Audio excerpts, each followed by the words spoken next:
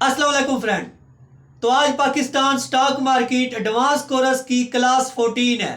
तो कल की क्लास में हमने पढ़ा था किस तरह बैंकिंग स्टॉक को एनालाइज किया जाता है। तो कल हमने दो रेशोज के बारे में पढ़ा था, कासा रेशो और NPA ratio. Kasa ratio current account और सेविंग अकाउंट को जाहिर करता है और एनपीए रेशो हमें नॉन परफॉर्मिंग एसेट के बारे में बताता है। तो आज हम और रेशोज के बारे में पढ़ेंगे। तो जिसने पहले वाली वीडियो नहीं देखी वो जाके पहले वो वीडियो देखे, क्योंकि इस तरह आपको सेकंड क्लास की समझ नहीं आएगी। बैंकिंग स्टॉक के हवाले से सिर्फ 2 क्लासेस बनाई हैं। आज हम जिस रेशो के बारे में बात करने वाले हैं उसको कहते हैं निम, NIM, निम, net interest margin. Net interest margin क्या होता है?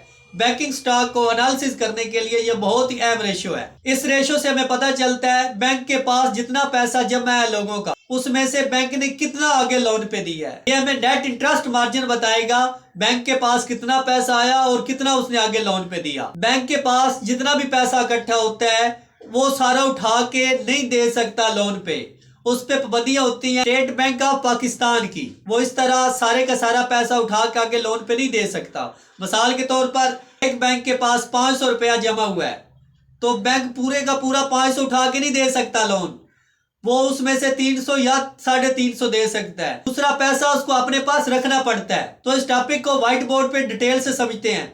इससे पहले अगर आपने हमारा चैनल सब्सक्राइब नहीं किया तो इस चैनल को सब्सक्राइब कर दें, इसको लाइक करें और दोस्तों के साथ शेयर करें। Let's see.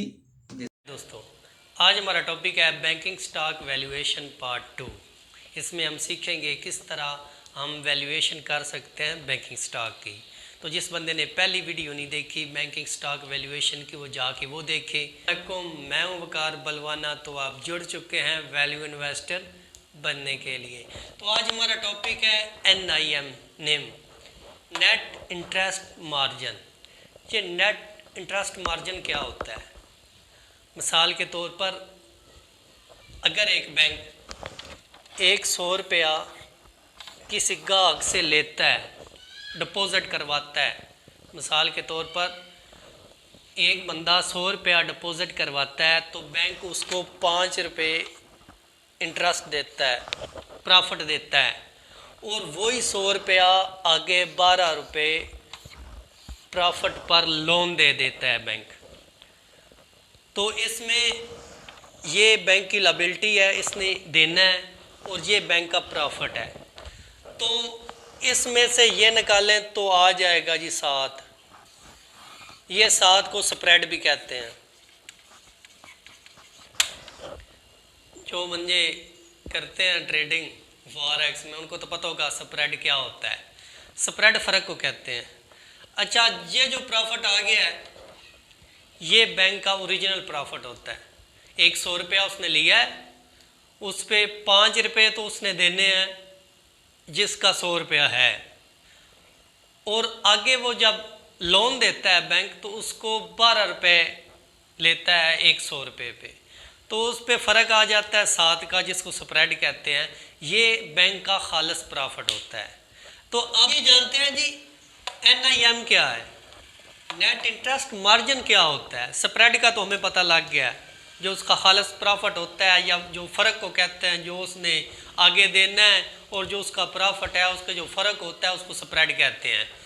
तो नेट इंटरेस्ट मार्जिन क्या होता है? अगर बैंक के पास 5 लोग पैसा जमा करवाते हैं, हर बंदा 100 रुपया जमा करवाता है, तो ये कितने हो गए जी? 500 रुपये हो गए। अगर 5 बंदे एक बैंक में 100 रुपया जमा करवाते हैं तो बैंक के पास टोटल जो कैपिटल हो गया वो 500 रुपया हो गया। तो अब ये ज़रूरी नहीं है बैंक सारे ही उठा के आगे लोन दे दे, पूरा 500 ही उठा के बैंक आगे लोन की शक्ल में दे दे, क्योंकि उसको स्टेट बैंक ऑफ पाकिस्तान के पास कुछ ना कुछ गिरवी रखना पड़ता है। कोई भी बैंक है वो सारा कैपिटल उठा के लोन नहीं दे सकता, ये शराइत होती है उसकी। अगर ये 500 है तो इसमें से 300 या 350 से ज़्यादा वो लोन नहीं दे सकता। तो NIM हमें ये बताएगा बैंक के पास जो पैसा इकट्ठा हुआ है उसमें से लोन कितना दिया है इसने। नेट इंटरेस्ट मार्जिन हमें यह बताएगा हमारे पास जो 500 इकट्ठा हुआ था उसमें बैंक ने कितने का लोन दिया है, 300 का दिया है, 200 का दिया है या 350 का दिया है। तो NIM हमें यह बताएगा नेट इंटरेस्ट मार्जिन बैंक ने आगे लोन की शक्ल में कितना पैसा दिया हुआ है। तो बड़ी ये ज़रूरी रेशो है, आपको ये रेशो जाननी बहुत ज़रूरी है। बैंक के पास कैपिटल कितना है और उसके पास जो पैसा है तो उसने आगे दिया कितना हुआ है।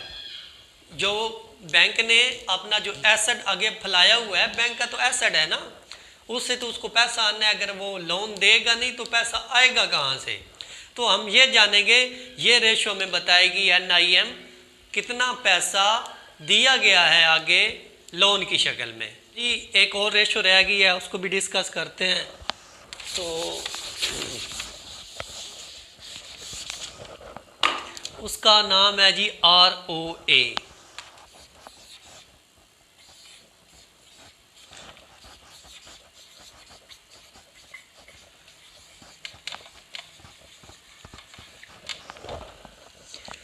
ROA का मतलब है return on asset, return on asset. तो हमें यह जानना ज़रूरी है बैंक के लिए एसेट क्या है और लायबिलिटी क्या है।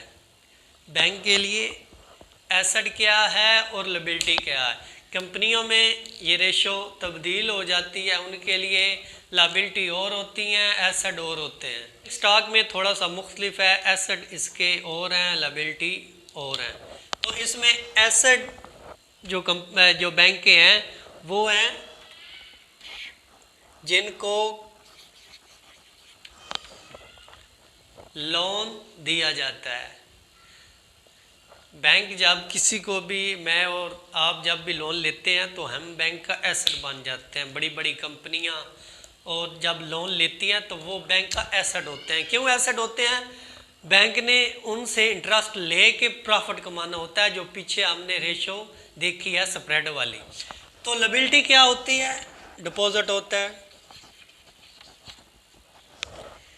डिपॉजिट, जो भी अकाउंट होल्डर पैसा डिपॉजिट करते हैं सेविंग अकाउंट में, FD में और अदर अकाउंट आप कह सकते हैं, तो वो उसके लिए लायबिलिटी होती है।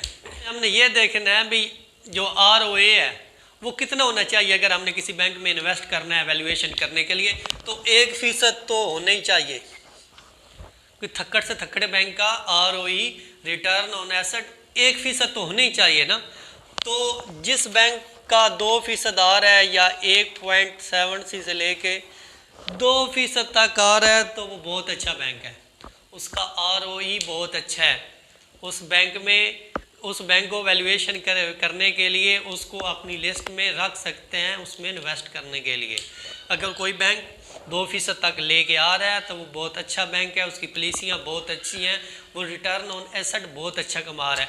तो एक और बात आपने देखनी है, अगर जो बैंक है वो अगर लोन दे रहा है तो बांट के दे रहा है या सिर्फ 1-2 कंपनियों को पैसा दे रहा है। मिसाल के तौर पर अगर वो 1000 रुपये का लोन दे रहा है तो बांट के दे रहा है लोन, या सारे का सारा 1-2 कंपनियों को लोन दे रहा है भी जो भाग जाएं, जो कर्जा दे ही ना वापस, तो बैंक को नुकसान होगा और फिर शेयर होल्डर को नुकसान होगा। ये देखना बहुत ज़रूरी है। आपने जिस बैंक में इन्वेस्ट कर रखा है उसकी लोन देने की पॉलिसी क्या है। अगर वो जो बैंक है वो लोन अपना दे रहा है अपनी पॉलिसी के तहत, वो तमाम सेक्टर में दे रहा है, वो ज़री सेक्टर में दे रहा है, वो ऑटो सेक्टर में दे रहा है, वो लोगों को मकान बनाने के लिए कर्जा दे रहा है, तो फिर तो गुड है, अच्छी बात है। अगर वो बैंक 1-2 कंपनियों को सिर्फ कर्जा दे रहा है तो फिर तो दाल में कुछ काला है, तो फिर तो बहुत गलत हो रहा है। आपने ये देखना है, अगर ये तमाम सेक्टर में कर्जा दे रहा है तो बैंक बहुत अच्छा है। अगर 1-2 कंपनियों को या 1-2 लोगों को नवाज रहा है, बड़े बड़े कर्जे दे रहा है, तो आपने इससे दूर रहना है। उम्मीद करता हूँ आपको समझ आ गई होगी। जिस दोस्त को ना समझ आए तो वो कमेंट बॉक्स में पूछ सकता है। तो जिस बंदे ने इस चैनल को सब्सक्राइब नहीं किया वो कर दे और बेल आइकन को भी दबा दे। तो व्हाट्सएप पे आपने सिर्फ मैसेज करना है, कॉल नहीं करनी। तो अपना ख्याल रखिएगा। इसी तरह वैल्यू इन्वेस्टर बनने के लिए हमारे साथ जुड़िए। अल्लाह।